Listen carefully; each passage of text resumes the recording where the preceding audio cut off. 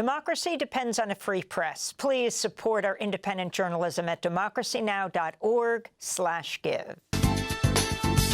Welcome to Democracy Now!, democracynow.org, the War and Peace Report. I'm Amy Goodman. Israel's escalating its war on Gaza, killing hundreds of Palestinians over the weekend, including at least 5 journalists. On Sunday, Israel killed at least 160 Palestinians, including 36 people in the Al-Mawasi area, where Israeli warplanes bombed a tent camp housing displaced people. Multiple hospitals have also come under attack. Earlier today, Israel ordered the forced evacuation of Khan Yunis, Gaza's second-largest city. On Sunday, Israel announced the start of what it called a new extensive ground operation in Gaza, named Operation Gideon's Chariots. The prominent Israeli reporter, Gideon Levy, said a more apt name for the offensive would be, quote, chariots of genocide, unquote. Residents in Jabalia say Israel's attacks have been relentless. They're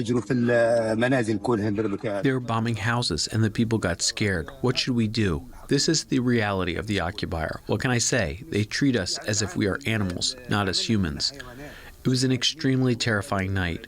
Many people were killed and many were wounded. It's a savage army, despicable Zionists.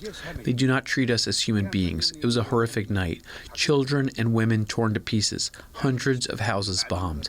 And as you can see, this is why we are going.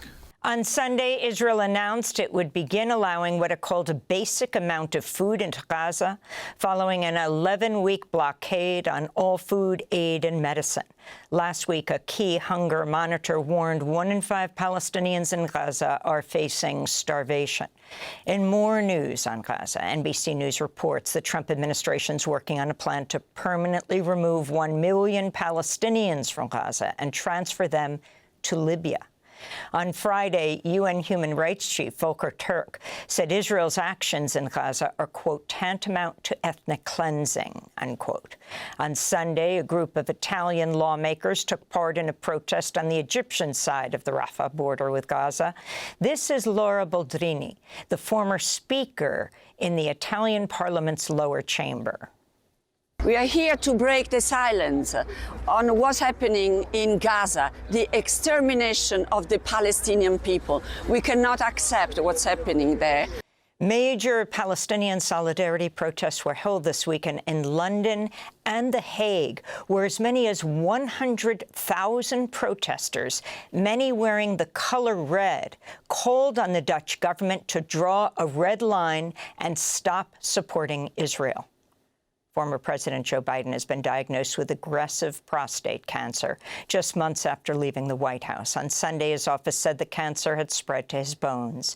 In a statement, Biden's office said, quote, while this represents a more aggressive form of the disease, the cancer appears to be hormone sensitive, which allows for effective management, unquote. Biden is 82 years old. The diagnosis comes amidst growing scrutiny of former White House aides accused of concealing Biden's deteriorating health in recent years. On Tuesday, CNN journalists Jake Tapper and Alex Thompson are publishing a book on the issue titled Original Sin, President Biden's Decline, Its Cover-Up, and His Disastrous Choice to Run Again.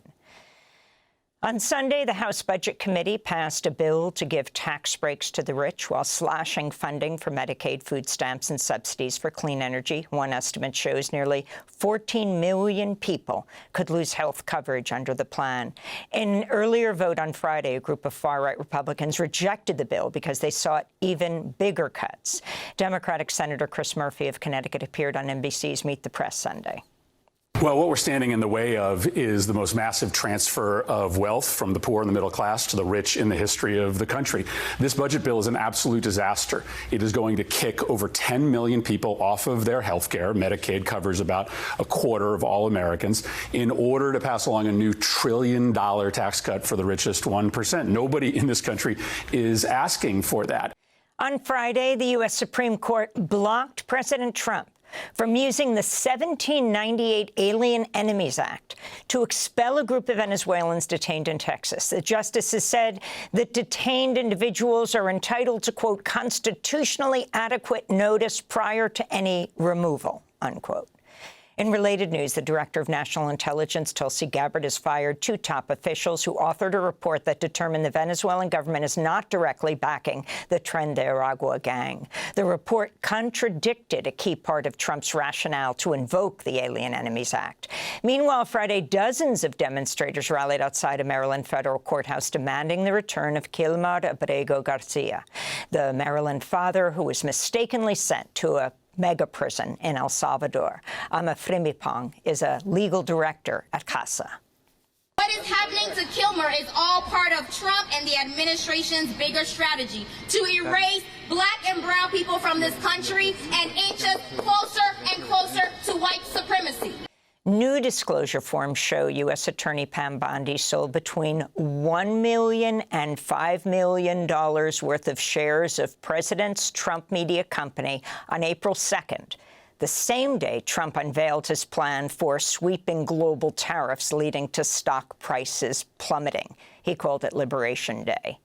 In California, FBI officials have identified the suspect in the bombing of a Palm Springs fertility clinic Saturday as 25-year-old local resident Guy Edward Bartkiss. The subject had nihilistic ideations, and this was a targeted attack against the IDF facility. Make no mistake, we are treating this, as I said yesterday, as an intentional act of terrorism. Investigators believe the suspect, who may have belonged to a fringe online community that promotes anti-natalism, or the creation of new life, died in the attack. 4 others were injured. President Trump is set to speak with Russian President Vladimir Putin today. In a post online, Trump said the call focused on stopping what he called the bloodbath in Ukraine. Trump's also expected to speak with Ukrainian President Volodymyr Zelensky. Last week, Ukrainian and Russian officials held talks in Turkey, but the fighting continued over the weekend, with Ukraine accusing Russia of carrying out its largest drone attack of the war. Meanwhile, the former U.S. ambassador to Ukraine, Bridget Brink, who resigned in April, has publicly criticized Trump's policies, writing, quote, "The policy since the beginning of the Trump administration has been to put pressure on the victim, Ukraine, rather than on the aggressor, Russia," unquote. Meanwhile, at the Vatican, Pope Leo repeated his call for peace in Gaza and Ukraine and met with Zelensky on Sunday. Earlier today, the Pope also held a meeting with Vice President J.D. Vance and Secretary of State Marco Rubio. In Romania, the centrist Bucharest mayor, Nicu Sardan, has defeated his far-right rival, George Simion. The election came almost 5 months after Romania's constitutional court annulled the 2024 presidential election won by the far-right ultra-nationalist Călin Georgescu, who was then barred from running again. Meanwhile, in Portugal, the ruling centre-right Democratic Alliance has won a snap election but fell short of a majority. The far-right party Chega surged, winning a record 22% of the vote. The chief prosecutor of the International Criminal Court, Karim Khan, has stepped down temporarily after staffers at the ICC accused him of sexual abuse and retaliation. Khan has denied the allegations. He made international headlines a year ago this week when he announced he was seeking war crimes charges against Israeli Prime Minister Benjamin Netanyahu and ex-defense minister Yoav Gallant, as well as 2 leaders from Hamas. Meanwhile, the Associated Press reports U.S. sanctions are hampering the ICC's work. Microsoft disabled Khan's email account. His bank accounts were frozen. Americans working with the ICC fear they will be arrested if they return to the United States. One of the most prominent anti-corruption lawyers in El Salvador was arrested Sunday night. Ruth Lopez is the head of the Anti-Corruption Justice Unit at Cristasal, a leading Salvadoran human rights group that has frequently criticized the policies of the Salvadoran President Nayib Bukele. Last year, the BBC named Ruth Lopez one of the 100 most influential women in the world. A new UN-backed study has found global hunger reached a new high last year, with more than 295 million people facing acute hunger. That's twice the total from 2020. A leading driver of global hunger has been war and conflict. Acute hunger has soared in the Democratic Republic of the Congo, Haiti, the Sudan, South Sudan, Burma, and Palestine. A hunger-striking student at UCLA was hospitalized Sunday on the 9th day of her action. Maya Abdullah is one of a growing group of students at universities across the United States who've launched hunger strikes amidst the Israeli blockade on Gaza to demand their schools divest from Israel and protect free speech on campus. Hunger strikes are ongoing at Yale, Stanford, and at California State University schools. In the nation's capital, a recent graduate of George Washington University delivered a blistering commencement speech in front of a roaring crowd. I cannot celebrate my own graduation without a heavy heart, knowing how many students in Palestine have been forced to stop their studies, expelled from their homes, and killed for simply remaining in the country of their ancestors. That was George Washington University graduate Cecilia Culver. She called on fellow graduates to withhold donations until GWU discloses and divests from Israel. Here in New York, the wife and newborn child of abducted Columbia graduate Mahmoud Khalil accepted a diploma on Khalil's behalf during an alternative graduation ceremony held by the People's University for Palestine.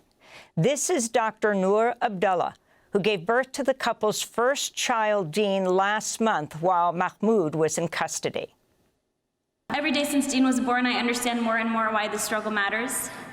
I hope he grows up to be as brave as his father and as brave as every single student here who has risked so much. Your education, your safety, even your futures, to speak up for Palestine. Today we honor not only Mahmoud, but all of the students who were wrongfully expelled and suspended for standing up in support of Palestinian rights. Columbia University students are graduating this week.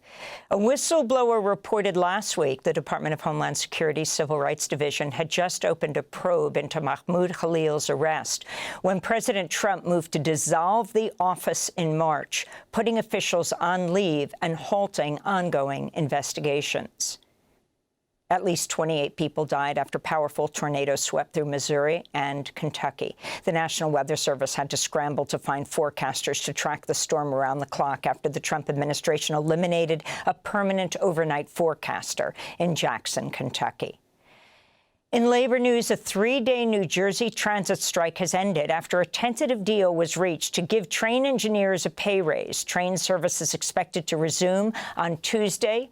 New Jersey Transit is the third largest commuter rail in the country. And in New York, a Mexican Navy ship crashed into the Brooklyn Bridge Saturday. 2 crew members died, 24 others were injured when the ship's 3 masts broke off after hitting the underside of the Brooklyn Bridge. And those are some of the headlines. This is Democracy Now!, democracynow.org, The War and Peace Report. I'm Amy Goodman. Democracy Now! Is funded by viewers like you. Please give today at democracynow.org/give.